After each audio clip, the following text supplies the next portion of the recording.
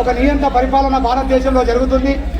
మూడవసారి నరేంద్ర మోడీ అధికారంలోకి వచ్చినాక లక్షలాది మంది నిరుద్యోగులు ఈరోజు ఎంప్లాయ్మెంట్ లేకుండా రోడ్డున పడ్డ పరిస్థితి ఉంది.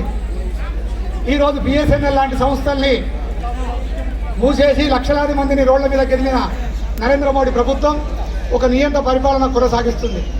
అదేవిధంగా రైతుల విషయంలో కానీ, నిరుద్యోగుల విషయంలో కానీ, యువత విషయంలో కానీ, విద్యార్థుల విషయంలో కానీ ఈరోజు నరేంద్ర మోడీ ఇచ్చిన ఏ ఒక్క వాగ్దానాన్ని భారతదేశంలో నెరవేర్చలేదు.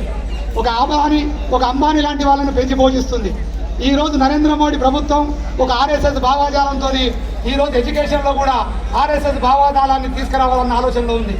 ఈరోజు రైతులకు సంబంధించిన చట్టాలను మార్చింది ఫార్మసీ, అదేవిధంగా కార్మిక చట్టాలను మార్చింది ఈరోజు నరేంద్ర మోడీ ప్రభుత్వం. అదేవిధంగా భారతదేశంలోని వివిధ సంస్థలను అదానీ అంబానీకి అప్పచెప్పాలన్న ఉద్దేశంతో ఈరోజు విశాఖ ఉక్కు ఆంధ్రుల హక్కు నినాదంతో ఆ రోజు స్థాపిస్తే ఈరోజు నరేంద్ర మోడీ ప్రభుత్వం అడ్డదారిలో ఆ విశాఖ ఉక్కును పక్కదారును వీరికి ఇవ్వాలన్న ఆలోచనలో ఉంది నరేంద్ర మోడీ ప్రభుత్వం.